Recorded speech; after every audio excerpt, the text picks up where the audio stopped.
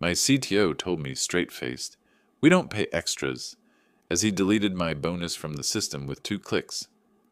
2 days later, I watched the expense report for a $4,200 team dinner with his favorite engineers roll across my screen, labeled as morale support.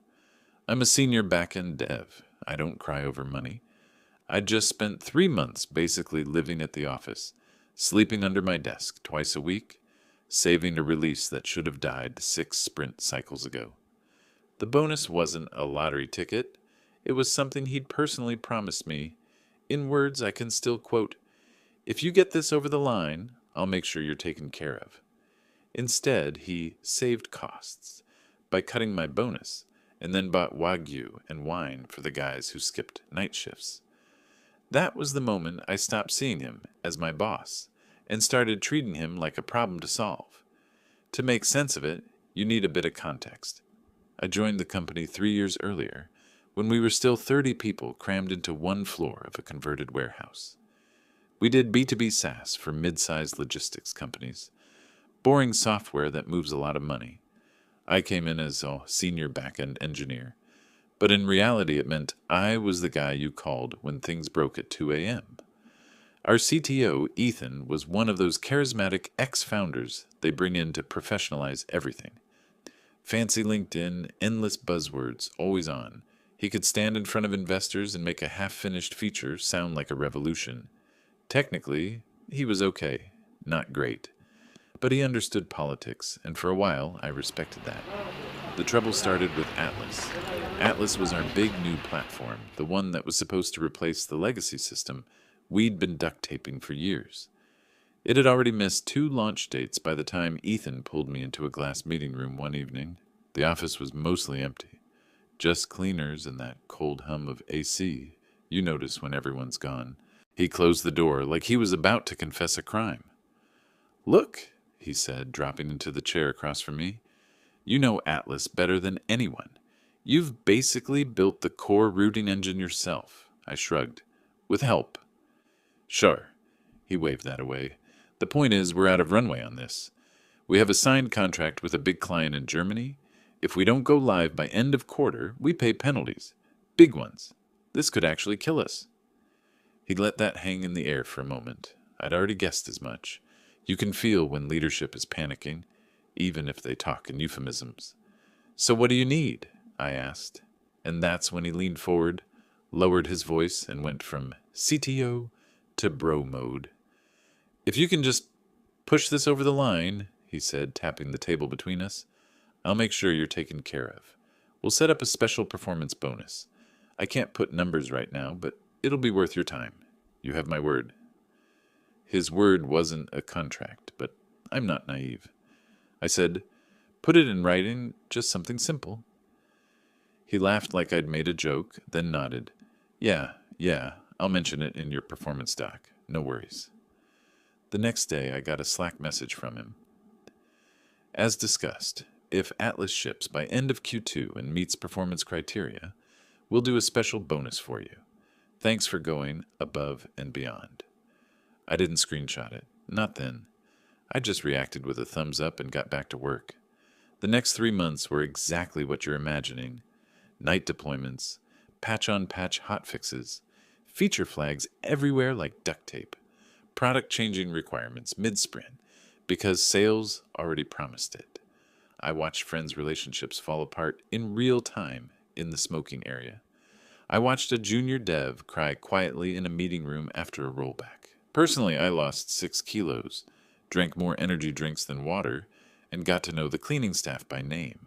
I wasn't the only one working hard, but I was the one everyone tagged when something went red in Grafana. I'd be halfway home on the train and see my phone light up. Me service time out in EU West 2 again. Turn around, back to the office. Fix it. We hit the deadline. Barely. The launch day for Atlas was ugly, but it worked. The German client went live on a Friday. There were some spikes, a couple of scary error rates, but overall the system held. On Monday, our CEO sent an all-hands email. "Proud of the team. Atlas is live. This is a huge step for our company." CC'd under the message, "Ethan, the visionary CTO. My name was in the third paragraph as key contributor. I didn't care. I wasn't doing this for a shout-out. I was doing it because I was stupid enough to think loyalty gets rewarded. Performance review season came 2 weeks later. I walked into the same glass room. This time it was midday. Bright sun, office buzzing. Ethan had my review form open on his laptop, numbers and bullet points everywhere. He smiled the way managers do when they're about to give you bad news, but have decided it's a growth opportunity. So, he started, overall great year. You've really stepped up. Atlas would have been impossible without you. Seriously. Thanks, I said, waiting. I rated you exceeds expectations in technical delivery and ownership. That comes with a salary adjustment. He read out the number. It was decent. Not life-changing, but okay for our market. I waited. He didn't mention the bonus. I let a beat pass. And the Atlas bonus we talked about? His eyes flicked to the screen, then back to me. The smile thinned. Yeah, about that, he said. We discussed it, but finance is really clamping down on discretionary spend. With the macro environment and everything, we just can't justify extras right now. Extras? I repeated. He nodded, almost annoyed. We don't pay extras. We pay market plus performance. And you're already getting an increase. It's a good one. I just looked at him. My brain was weirdly calm. You promised a specific bonus, I said quietly. I shifted my entire life around that deadline. He leaned back, defensive, palms up. I said I'd take care of you, and I did. Look at the percentage increase. This is above average. You think I can just throw money around? I'd love to, believe me, but we're not a charity. Be realistic. There's a certain kind of conversation where you realize, mid-sentence, that nothing you say will matter. This was one of those. He wasn't embarrassed. He wasn't conflicted. He was mildly irritated, that I remembered. So I nodded. Okay. Just that. No speech, no rant.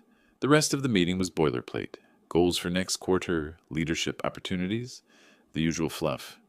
I walked out with a raise, a hollow feeling, and a confirmation in my inbox summarizing everything, including the part where the bonus simply didn't exist. 2 days later, I was in a shared finance inbox, checking an invoice for a vendor. Part of my role as tech lead was to confirm some infrastructure charges before finance paid them. That's when I saw it. Team building, offsite dinner, core engineering, $4,230.80, approved by Ethan Cole. The attachment was a scanned receipt from a high-end steakhouse downtown. I recognized the names on the guest list. They were the same guys who'd been too busy to join night shifts, the ones Ethan always introduced to investors as his core team. There was a note at the bottom. Important to reward key contributors after Atlas launch. I stared at that line for a long time. Then very slowly, I saved the invoice copy to a personal folder on my desktop. A new one. Something I'd never needed before. I named it Promises. I didn't know it yet, but that quiet little click, save as, was the first move in a very different kind of project. The morning after I saved that invoice, something in me had settled. Not anger, something colder, steadier.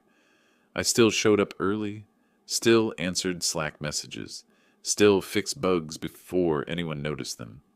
But the part of me that used to defend this company in arguments, the part that believed hard work and loyalty eventually balanced out, it just wasn't there anymore. I didn't act different enough for anyone to notice. That was intentional. The only real change was this. I started paying attention, and that's when things got interesting. The first crack appeared during our weekly engineering sync. Ethan was in full performance mode, pacing in front of the screen like a TED Talk speaker who'd rehearsed too much. He talked about cost discipline, lean operations, building sustainably. Every bullet point contradicted the photo of the $220 Wagyu ribeye receipt I had sitting quietly in my folder. Then he said something that made my head tilt just slightly. We're reviewing all bonus structures across departments. Going forward, No discretionary rewards without C-level approval. The room went still. A couple of junior devs frowned. Someone from DevOps scribbled something down in their notebook. People felt the tension but didn't know where it came from. I did. After the meeting, I stopped by finance under the pretext of clarifying a cloud usage report. The analyst there, Mia, was sharp, fast-talking, and annoyingly overworked. We weren't friends exactly, but we respected each other. While she looked through the dashboard, she muttered, "This CTO, every time he says cost discipline, my blood pressure spikes." I kept my tone neutral. "Why's that?" she snorted quietly. "Because he's the only exec who consistently files out-of-policy expenses and then dumps his budget holes on everyone else. Last quarter, he asked us to absorb $12K in offsite costs. Guess which department got its bonuses frozen?" I didn't react. I didn't need to. She didn't know what she'd just confirmed. I asked one question as casually as I could. "How strict is the policy for leadership dinners?" She rolled her chair back, opened a tab, and showed me the actual regulation. Anything above $80 per person required CFO sign-off. The dinner Ethan hosted came out to more than $350 per head. I stared at the screen. She sighed. "Yeah, that one was borderline, but he marked it as strategic." What am I supposed to do? I kept my voice steady. "Do you ever get asked about bonuses? Like, to cut them or move them around?" "All the time," she said, "especially lately. We're preparing for a board audit." A board audit.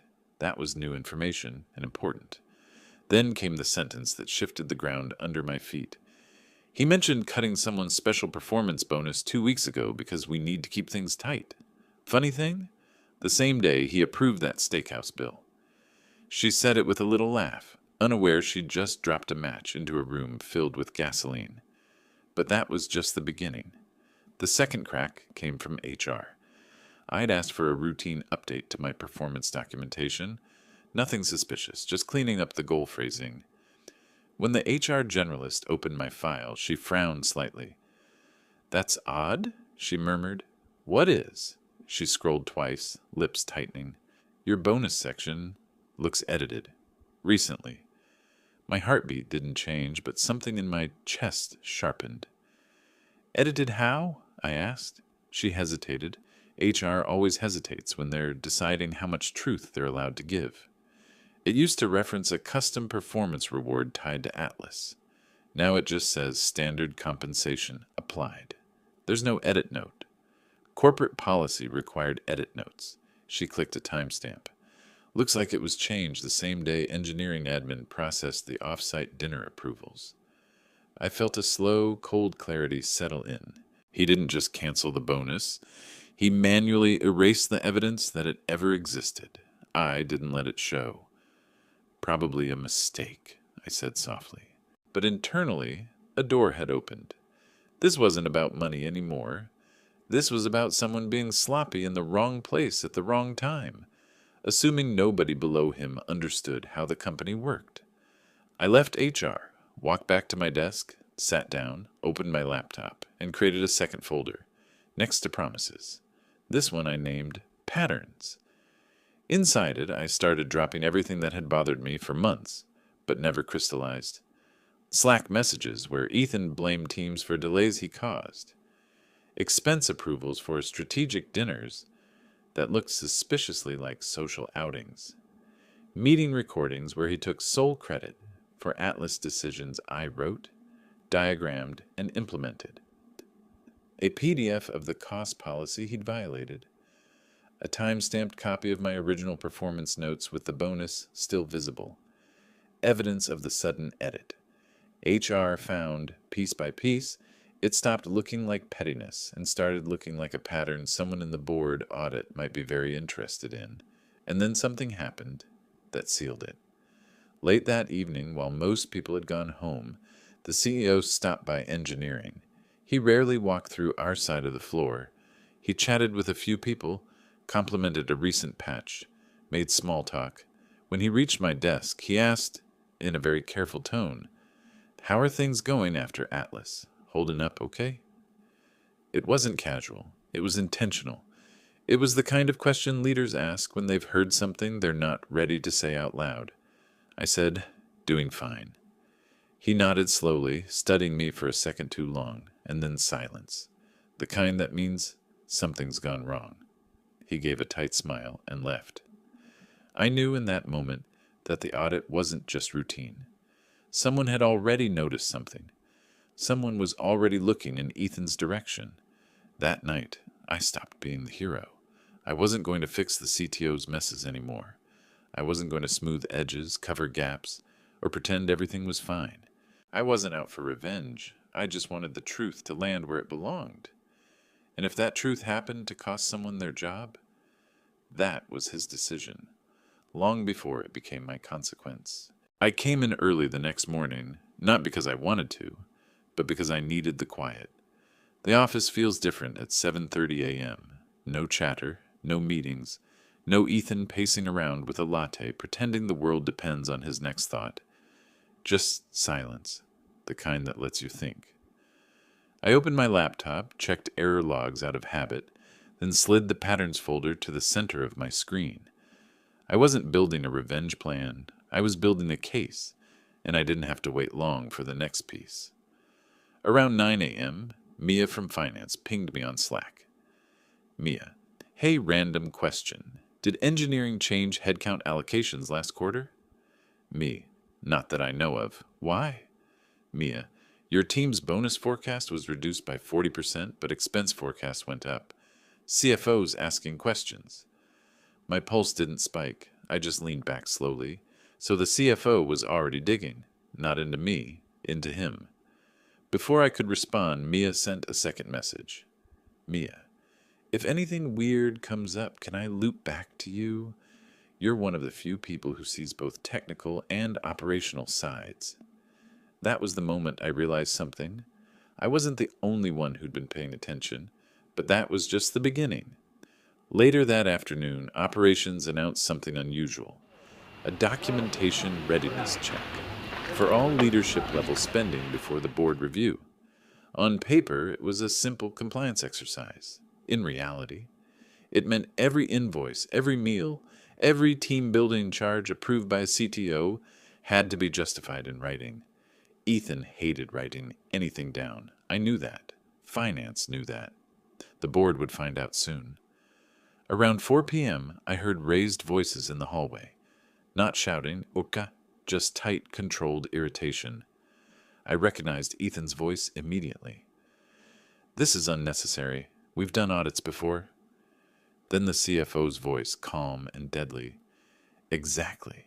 And in previous audits, we didn't have unexplained discretionary spending. Footsteps. A door closing. A minute later, our engineering Slack lit up with a message from Ethan. Please review all documentation for Atlas. We need everything airtight for the board presentation. I stared at that message for a long time. Atlas wasn't in danger. He was. I didn't reply, but I did upload the original unedited performance doc, the one with the bonus still listed, into my patterns folder and backed it up offline. The next day, something unexpected happened. One of our senior product managers, Alex, asked if we could grab a coffee. We weren't close. We respected each other, but he wasn't someone who wasted time on small talk. We walked to the cafe across the street. Halfway through his cappuccino, he lowered his voice. I'm giving you a heads up, he said. The board asked for a spending breakdown by department. They want to know why engineering had no discretionary bonuses this quarter, despite high overtime. I felt the weight of the sentence, and its implication. He continued, tapping his cup lightly. They pulled timestamps on the off-site dinner approvals. They noticed inconsistencies. I didn't ask what inconsistencies meant. I didn't have to. Then he said the part that told me everything. Look, I know you've been carrying Atlas. People talk. Just be careful. When executives panic, they look for someone to blame. Make sure it isn't you. It hit me then. The chaos had already started. It just hadn't reached the surface yet. When I returned to the office, Ethan was in a glass meeting room with the CEO and CFO. The blinds were half closed, but not enough to hide the tension. The CEO talked with his hands, sharp gestures slicing the air. The CFO sat still, arms crossed. Ethan kept glancing toward the floor, nodding too quickly. 10 minutes later, the meeting ended. The CEO walked out first, jaw set. The CFO followed, unreadable. Ethan stayed behind, rubbing his face like he'd aged 10 years in half an hour. He noticed me in the hallway and forced a smile. "Hey, quick chat?" I stepped inside the room. He closed the door behind us. His tone was oddly soft. "Listen, about that bonus stuff. Maybe we miscommunicated. I value your work, truly." There it was, the first crack in his armor. I didn't comfort him. I didn't argue. I just said, "I appreciate the clarification." He swallowed, nodded, and changed the subject so fast it was almost funny. "You'll help with the audit prep, yeah? We need everything to look clean." "Of course," I said, but internally something clicked into place. If he was circling back to a deleted bonus, it meant someone had already asked him. Someone important. That evening, long after most people left, I sat in one of the empty conference rooms, reviewing deployment reports. The office was nearly silent, just the hum of ventilation and the muted buzz of vending machines. At 8:43 p.m., my email pinged. Subject: Request for information. Audit preparation sender. Audit and compliance team, they wanted. Documentation of my Atlas work. Timestamps of deployments. Any communication regarding performance, incentives. Copies of escalation logs. And, most tellingly, all technical approvals related to engineering discretionary decisions. I read the email twice. They hadn't asked him. They'd asked me, because they already suspected he wouldn't tell the truth. I took a breath, connected my laptop to the dock, and began pulling the files. Every document, every Slack thread, every policy reference, all of it clean, factual, time-stamped. No commentary, no opinions, just evidence. At 10:12 p.m., I attached the final bundle and clicked send. Not dramatic, not vengeful, just necessary. They thought I was gone. I wasn't. And for the first time in months, I felt the ground tilt. Not under me, but under him. The chaos had started, and this time, someone else would be the one scrambling to clean it up. The audit team moved faster than anyone expected. By the end of that week, subtle shifts in the office atmosphere had turned into something unmistakable. Doors that were usually left open started closing. Conversations that used to spill across desks now happened in hushed tones in hallways. People weren't looking at Ethan directly anymore. They were looking toward him, the way you look at the source of a smell you can't yet identify, and he felt it. He started showing up earlier, leaving later, pacing between meetings with a laptop tucked under his arm like a shield. In stand-ups, he was jittery, overly cheerful, cracking jokes that no one laughed at. He asked for updates he never used, tried to insert himself into projects he'd ignored for months. It was like watching a man try to outrun his own shadow. But the real shift came on Tuesday morning. The CFO called an emergency leadership meeting.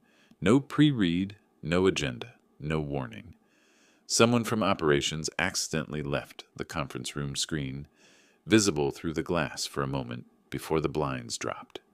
I saw one line of the agenda: discretionary spending and compensation review, engineering debt. By noon, everyone knew something was wrong. At 2:17 p.m., the blinds snapped open. Executives filed out. The CEO walked past engineering without a word. The CFO looked tired but satisfied, like someone who'd just finished stitching a wound closed. And Ethan? He stayed behind. When he finally emerged, he looked like gravity had increased around him. Face pale, shirt creased, hands trembling just enough to notice. He went straight to his office, closed the door, and didn't come out for the rest of the day. I didn't need details. I knew. But the confirmation came anyway. The next morning, the company-wide calendar updated with a new event. All-hands meeting, mandatory.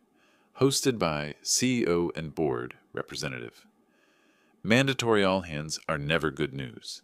People gathered in the common area, standing room only. Ethan was nowhere in sight. The CEO stepped up, cleared his throat, and delivered it with the precision of someone who'd practiced the wording many times. As of today, our CTO, Ethan Cole, will be transitioning out of his role. We thank him for his contributions and wish him well in his future endeavors. There was no applause, no polite nods, just silence, heavy, final. The CEO continued, choosing each word carefully. Recent internal reviews highlighted areas where our compensation and spending policies were not followed. We are implementing corrective actions effective immediately. I noticed something then. People weren't looking shocked. They were looking relieved. After the meeting, HR sent out a short email. Mine arrived at 11:06 a.m. We reviewed your performance case regarding the Atlas project. We agree that the original reward terms were not upheld. We would like to discuss a corrective adjustment. A corrective adjustment in corporate terms means one thing. They were going to pay what they owed, with interest. I met with HR, the CFO, and the CEO that afternoon. They apologized, not dramatically, not emotionally, but formally, with documents, signatures, numbers, and a tangible acknowledgement that I'd been wronged. They offered the full bonus Ethan had erased, a retention package, a title bump, equity refresh at the new valuation. It was a good offer, a smart one, exactly what a company recovering from executive misconduct should do. But I didn't sign it. I thanked them, asked for the weekend to think, and walked out of that room knowing the decision was already made. I had spent enough nights sleeping under desks, enough weekends watching logs scroll instead of sunlight, enough months carrying a project on my back while someone else cashed the credit. By Monday, I had an offer letter from a competitor, a place where expectations were clear, leadership was sane, and work didn't feel like erosion. When I handed in my resignation, the CEO didn't argue. He just nodded, a quiet acknowledgement that some damage can't be undone, only accepted. My last day was calm, no dramatic speeches, no bitterness. I packed my things, erased personal files, shook hands with the people who mattered, and left the building at 5:02 p.m., the earliest I'd left in months. Outside, the air felt different, lighter. I thought about everything that had happened, the deleted bonus, the $40 to $100 dinners, the audit emails, the silence in that glass room, the moment the truth finally caught up to the man who thought he was untouchable. None of it felt like revenge. It felt like gravity, actions falling exactly where they were always meant to land. As I walked toward the subway, I realized something simple, something freeing. I hadn't destroyed him. I hadn't needed to. All I did was stop holding up the part of the world that wasn't mine to carry. And the moment I let go, it finally collapsed exactly the way it should.